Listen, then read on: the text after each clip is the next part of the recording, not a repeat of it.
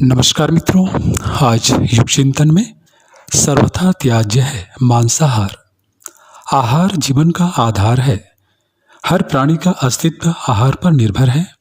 मानव जीवन पर भी यह तथ्य लागू होता है और आहार का निर्धारण किसी भी स्थान, देश, काल व परिस्थिति के आधार पर तय होता है।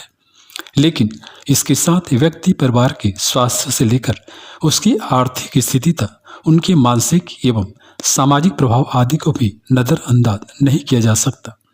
इंसान मूलतः शाकाहारी प्राणी है। उसकी आंत से लेकर दांत व शरीर की संरचना इसी तथ्य को इंगित करते हैं। किसी भी रूप में मांसाहार इंसान का नैसर्गिक आहार नहीं ठहरता। मांसाहारी जीवों की शारीरिक संरचना उनके प्रकृति प्रदत्त मौलिक स्वभाव को निर्धारित करती है।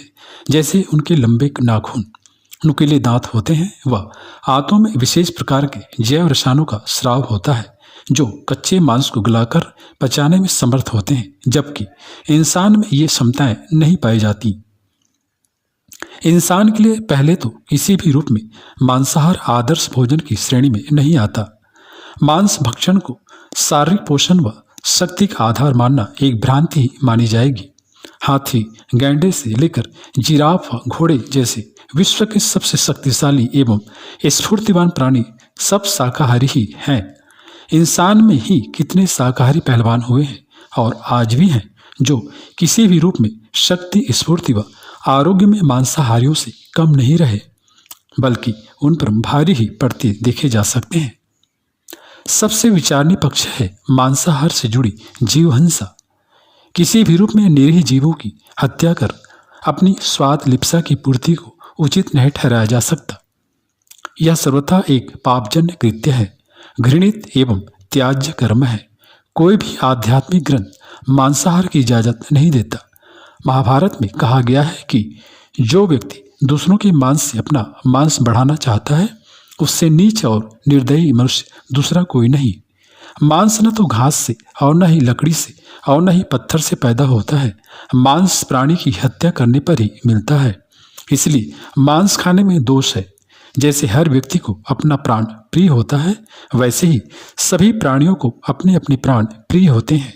अतः जो व्यक्ति मांस का त्याग करता है वह सब प्राणियों में आदरणीय, जीवों का विश्वसनीय और साधुओं से सम्मानित होता है। मांसाहार से जुड़ी जघन्यता तब और भी घनीभूत हो जाती है जब देवी देवताओं के नाम पर बलि देने के आधार पर मांस भक्षण का समर्थन व पोषण किया जाता है।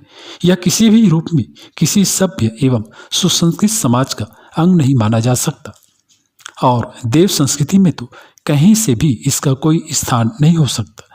यदि कहीं ऐसा किसी कारण से हो रहा है तो इसे तत्काल रूप से बंद करने की आवश्यकता है।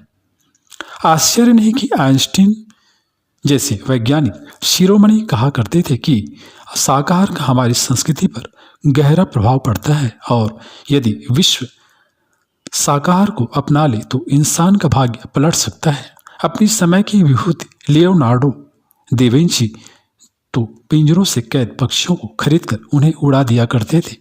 आज तमाम वैज्ञानिक अनुसंधान सिद्ध करते हैं कि शाकाहार सर्वोत्तम आहार है जिससे तमाम तरह के रोगों से बचा जा सकता है। भारत तो शाकाहार का पालना रहा है। शास्त्रों में मांसाहार को सर्वथा निंदित व त्याज्य बताया गया है। यह भी प्रयोग सिद्ध है कि मांसाहारी की तुलना में शाकाहारी अवसाद से कम ग्रसित पाए जाते हैं। श्रीमद् भगवद गीता के अनुसार मांसाहार आसुरी गुण है। इसे तामसिक भोजन माना गया है।